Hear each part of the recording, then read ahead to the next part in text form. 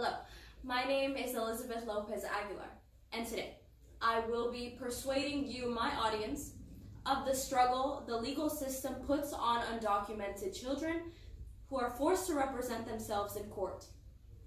We must reform the immigration court process that forces migrant children to navigate a system they cannot understand.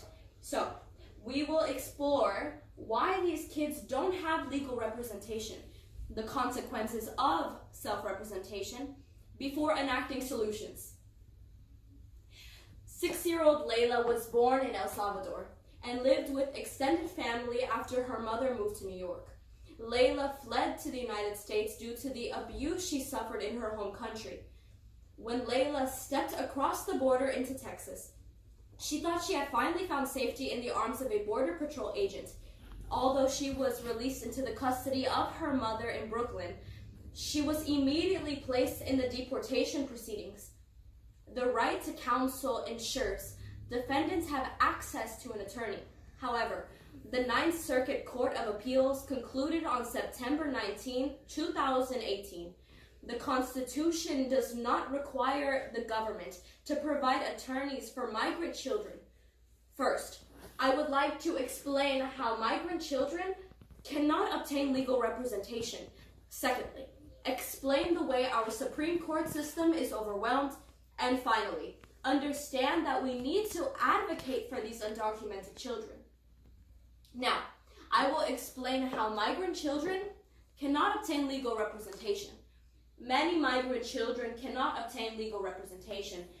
Slate on July 5, 2018 explains, the right to counsel extends to children in immigration proceedings, but it must be at no expense to the government because they are not United States citizens. In practice, this means that if a child cannot find an attorney, they must represent themselves, faced with several legal tasks that they have no clue how to complete. For instance, they have to pay hundreds of dollars, and they likely don't have to fill out forms like the 19-page I-130 petition for alien relatives. Vox on July further states, prior to the Trump administration's family separation policy, one immigration lawyer could represent an entire family. But now, children designated as unaccompanied minors require them and their parents to have separate lawyers, putting a severe strain on the limited amount of resources immigrant advocacy groups are able to provide. In effect, legal representation for these undocumented children must be ensured to establish a more just and fair trial. While thus far there has been no change, we must assess the deeply rooted problems within our own Supreme Court.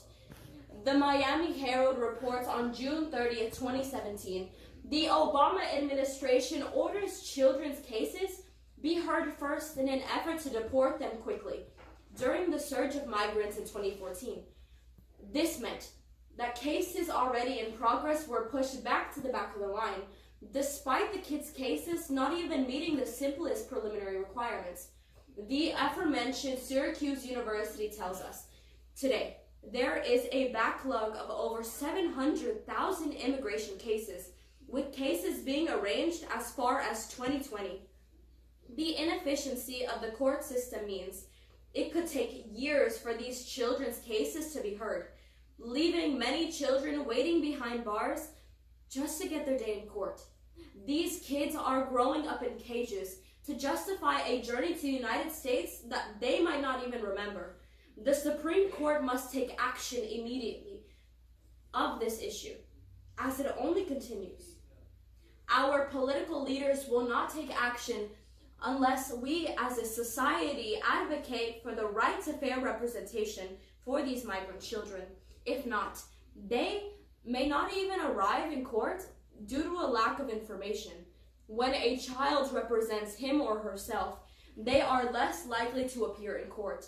A longitudinal study conducted by the American Immigration Council from 2005 to 2016 found that 90% of children representing by an attorney appear in a court, compared to only 33% of children who weren't. This disparity in courts appears makes it evident that when a migrant child represents themselves, deportation is inevitable.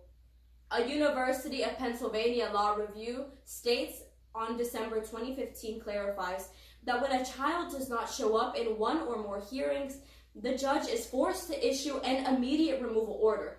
The review continues that distance is also a major issue. The Atlantic on August 21st, 2018 elaborates, many children in Fresno County must travel up to 180 miles to the nearest immigration court. How are these children expected to appear in court when many of them are still learning how to tie their shoes? So, we must advocate for these children because otherwise the consequences are dire. We have to ensure educational resources for detained immigrants are geared towards children. So, by making this information accessible to children, we can allow some light into this dark trial that they are forced to endure.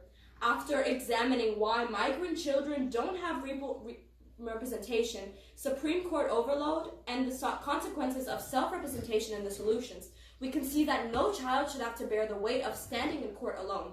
Although Layla's case is now completed, there are still thousands of unrepresented minors waiting to be heard, children waiting to be heard, and it is about time that we listen.